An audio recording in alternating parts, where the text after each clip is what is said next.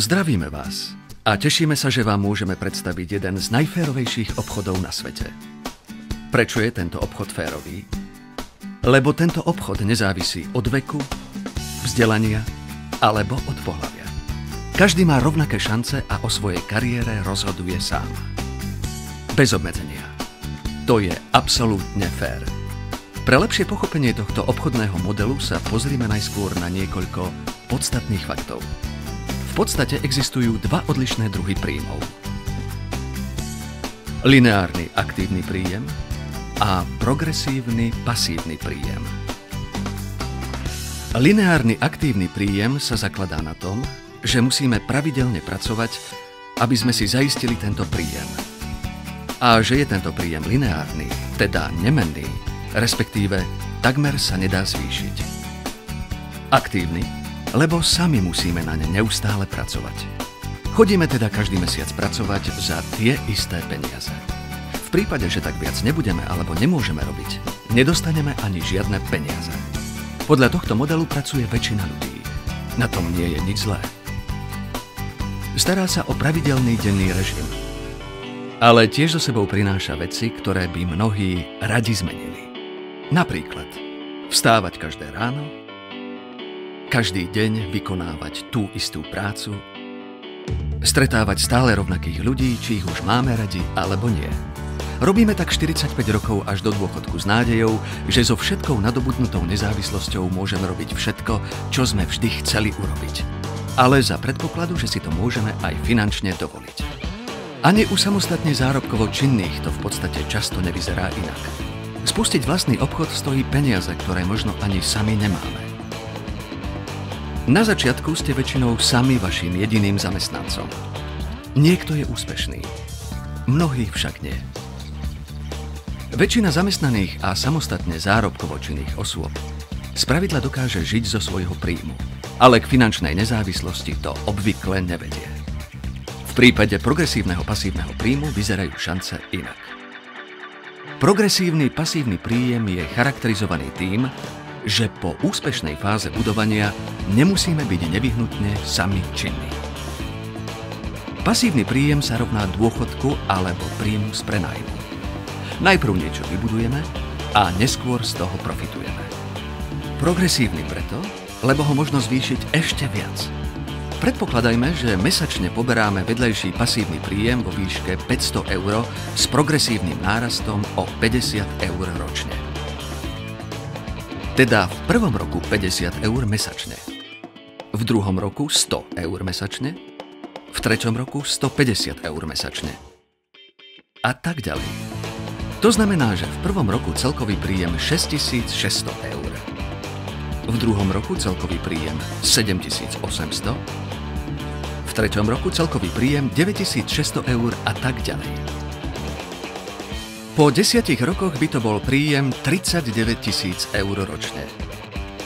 Po 20 rokoch 132 000 €. Pri nemenej tendencii to napokon pre mnohých predstavuje cieľ hodný úsilia. Finančnú nezávislosť.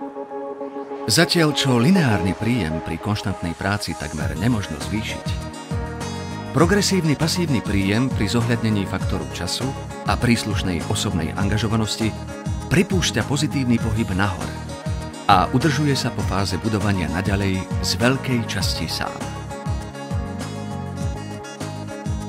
To umožňuje finančnú nezávislosť, alebo inými slovami to, čo by mnohí ľudia označili za slobodu alebo bezstarostnosť. Nebolo by teda dobré mať popri svojej práci šancu budovať ešte jednu činnosť na zabezpečenie živobytia, ktorá by nám túto nezávislosť mohla ponúknuť? Možno natoľko, že by sme sa mohli vzdať nášho doterajšieho zamestnania. Dobrá správa je, takéto niečo je skutočne možné. Zlá správa. Model progresívneho pasívneho príjmu je vhodný len pre motivovaných, angažovaných ľudí. Na optimálne budovanie trvalo progresívneho pasívneho príjmu by mal príslušný obchodný model priniesť 5 základných predpokladov. Silný trhový potenciál, exkluzívny výkon, širokú cieľovú skupinu, obchodnú rôznorodosť a tzv. Princípy páky. Trvalý úspech je možný iba vtedy, ak je k dispozícii silný trhový potenciál. To znamená, že by sme mali zvoliť trh, ktorý má potenciál sa ešte rozvinúť. Teda trh s dobrými výhliadkami na budúcnosť, ktorý sa orientuje na aktuálny spoločenský vývoj a trendy zamerané na budúcnosť. Napríklad zdravie, dôchodkové poistenie, technológie alebo služby. Popri trhových trendoch sú rozhodujúce trendy obchodných konceptov. Supermarkety a obchodné reťazce využívajú napríklad siete filiálok. Mnohé z nich aj možnosti na internete. Kto môže využiť súčasnú štruktúru, nemusí vynakladať úsilie na vytvorenie vlastnej. Koná tak, aby podnikal efektívne a úsporne. Zásadný význam má exkluzívna výkonnosť. Ten, kto ponúka produkty či služby, ktoré na súčasnom trhu vynikajú pre svoju jedinečnosť, v tom má jasno. Samozrejme, tieto produkty, respektíve služby, by mali byť atraktívne pre širokú skupinu záujemcov, cieľovú skupinu. Ak tieto ponuky a služby spĺňajú nároky zákazníkov, prípadne ich nadchnú, zákazníci ich budú neustále využívať a aj radi odporúčať iným. Tak sa vybuduje silná zákaznícka základňa a otvára sa neustále nový potenciál zákazníkov.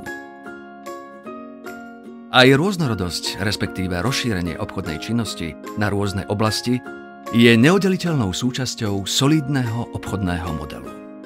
Samozrejme, môžeme mať šťastie, keď sa koncentrujeme na jednotlivú oblasť, respektíve branžu. Takto však ekonomicky stojíme len na jednej nohe.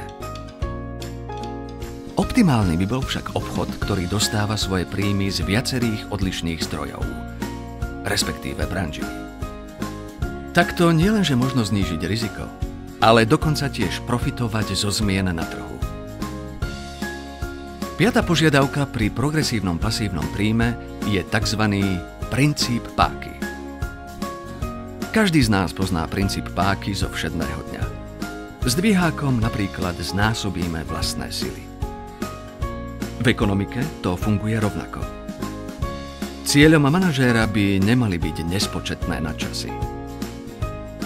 Rovnako môže svoje know-how odovzdať iným a znásobiť tak svoju vlastnú pracovnú silu. Tento efekt sa dá lepšie vysvetliť pomocou jednoduchého príkladu. Keď pracujete 10 hodín denne za 10 eur na hodinu, na konci dňa ste zarobili 100 eur. Týchto 10 hodín môžete však aj využiť na vybudovanie siete napríklad zo 100 osôb a umožniť im rovnaký základný príjem. Ak dostanete za tento výkon od každej tejto osoby 1 euro, zarobíte rovnako 100 eur. Za mesiac by to bolo 3000 eur pre toho, kto by sám viac nemusel pracovať. Ak by ste boli niekedy chorí, ešte vždy zarobíte 3000 eur za mesiac. A ak ste na dovolenke, tiež. A tak ďalej. To je efektívny princíp páky. Vidíme teda? Optimálne by bolo zvoliť si obchodný model, ktorý spĺňa tieto predpoklady a umožní vyhospodáriť si pasívny príjem. To by bol dobrý a férový obchod. Dovolte mi predstaviť vám obchodný model, ktorý spĺňa tieto požiadavky. Volá sa odporúčací marketing a úspešne sa používa už po 10 ročia. Je to celosvetovo etablovaná forma odbytu produktov a služieb. Podnikové štruktúry v odporúčacom marketingu sa rovnajú štruktúram všetkých spoločností. Ľudia s bežným príjmom a lepším príjmom. Je tu však jeden podstatný rozdiel. V obyčajnom podniku sa nachádza šéf a veľa zamestnancov. Šéf zarobí vždy viac ako zamestnanci. Hierarchia je jasne stanovená. Tadiaľ žiadna rýchla cesta nevedie. Táto hierarchia funguje, lebo vyššie postavený zamestnanec zákonite zarobí viac. Kariéra v podniku je vyhradená len pre jednotlivých zamestnancov. V odporúčacom marketingu je to inak. Tu získa najviac peňazí ten, kto je najproduktívnejší. To môže byť kedykoľvek každý jednotlivec. Štruktúra odporúčacieho marketingu pozostáva z viacerých samostatne zárobkovo činných osôb, tzv. Distribútorov, ktorí majú podobné ciele a rovnaké možnosti. V štruktúre odporúčacieho marketingu sme platení podľa plánu úhrad prostredníctvom ohraničeného počtu úrovní. Takto sú plány úhrad pre podnik kalkulovateľné. A takto tiež možno realizovať výplatu distribučných partnerov podľa výkonu bez ohľadu na to, na akej úrovni sa nachádzajú. Možnosť kariérneho postupu je teda na každom jednotlivcovi a na jeho osobnej angažovanosti. Ten, kto nič nerobí, nič nedostane. Ten, kto robí poriadne, môže dosiahnuť mimoriadne výsledky. Na tom sa zakladá model úspechu odporúčacieho marketingu. To je fér. Nikto nemusí pracovať, ale ten, kto pracuje, môže vďaka tomu nadpriemerne profitovať. Aj vo vedľajšom zamestnaní. Rovnako z domu. Netreba žiadny obchod alebo sklad. Bez nákladov na personál. Pre každú právne spôsobilú osobu. Ženy a muži majú rovnaké postavenie. Každý sa rozhoduje sám za seba. Lioness. Profitujte z každého nákupu. Pretože nakupovať musí celý svet. Každý deň.